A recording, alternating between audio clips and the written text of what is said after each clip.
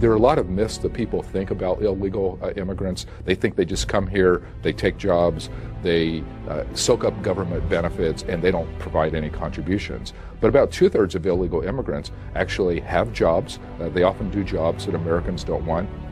They pay taxes, so they actually contribute to our economy and our society in a variety of different ways.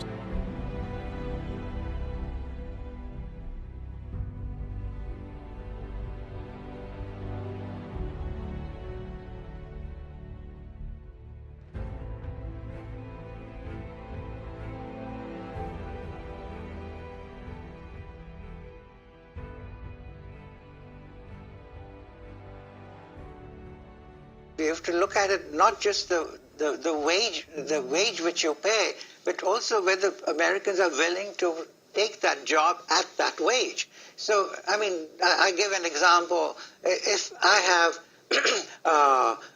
in my classroom, since I'm a professor, the people who come and clean up after you've given your lecture, they probably get about $10 an hour.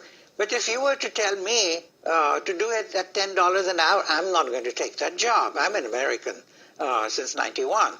But if somebody comes and says, would you do it for $100 an hour? Well, I said, of course I'll cancel my appointment with C-SPAN and go and do that job.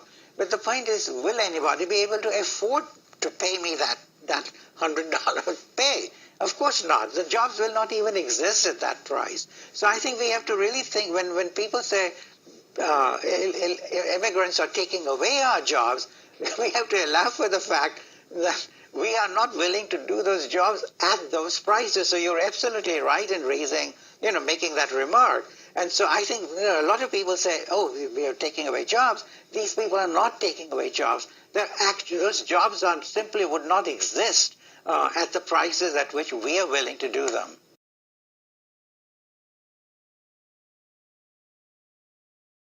This is Philip. Good morning. Good morning. I think the whole thing, your whole argument about they're contributing to by working and paying in our tax system, that's our kids' first jobs. We need them to get used to working, and they start out young, and they pay taxes too when they have jobs available, but they don't have no jobs because they're all getting took over by illegal immigrants, and those aren't the jobs that our kids won't do. Them are jobs that our kids are looking for and cannot find. And our Army's supposed to keep us from being invaded. They haven't done that. Maybe they need to make conditions better in Mexico so people will quit running from there up here. But, we're the ones that are footing the bill, and our kids are the ones that are paying the price. But to say that the illegal immigrants are taking jobs that Americans don't want is just as outrageous as saying that cigarette smoke is good for you.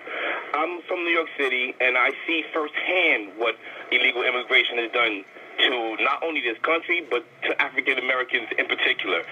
You cannot find a job right now in housekeeping and construction and being just a busboy.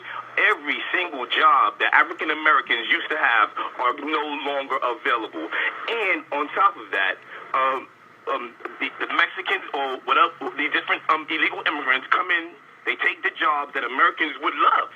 I mean, this guy is saying that $10 an hour is low pay. I mean, I'm sure there's millions of people who would love to take a job for $10 an hour. I don't even know where Apple or Orchard is or Orange Orchard. I don't even know where one is. So for saying that they're all coming in just to work in these Apple fields, it's hilarious.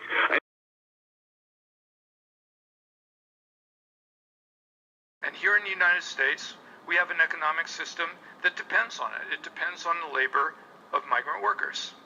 If everybody who was born in some other country went home tomorrow, who would cut up the fruit and vegetables or the meat that we find on the shelves at Safeway? Who's going to clean the office buildings here in New York City? Gave me some small understanding of why so few Americans are clamoring to begin an exciting career as seasonal migrant field worker. So what's the answer? I'm a free market guy. Normally I would leave this to the invisible hand of the market, but the invisible hand of the market has already moved over 84,000 acres of production and over 22,000 farm jobs to Mexico, and shut down over 1 million acres of U.S. farmland due to lack of available labor, because apparently even the invisible hand doesn't want to pick beans.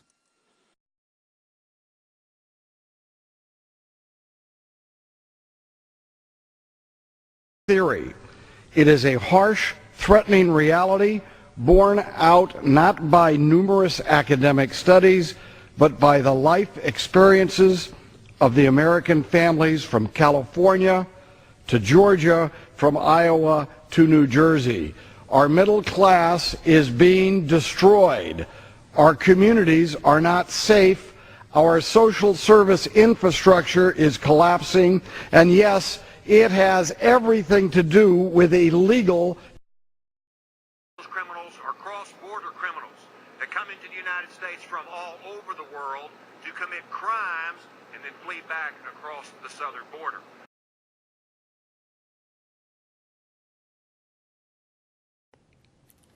Another issue that a lot of people are worried about is crime.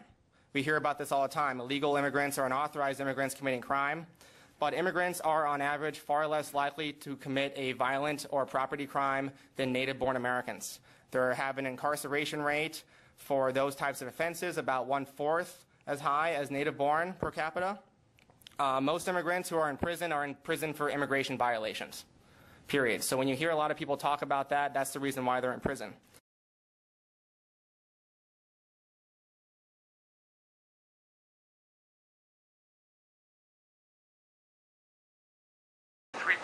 Million people who live in Oaxaca qualify for the category of extreme poverty. 21.5% of the people in Oaxaca can't read or write.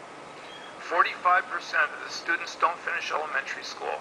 12.5% of the homes in Oaxaca don't have electricity still. 26% don't have running water, and 41% of the families living in Oaxaca live in a house with a dirt floor. Oaxaca and Veracruz are not exceptions. In fact, Mexico is not an exception, because in developing countries all over the world, people want an alternative to this. People want a decent life. People believe they have the right to a decent life in the communities where they're living.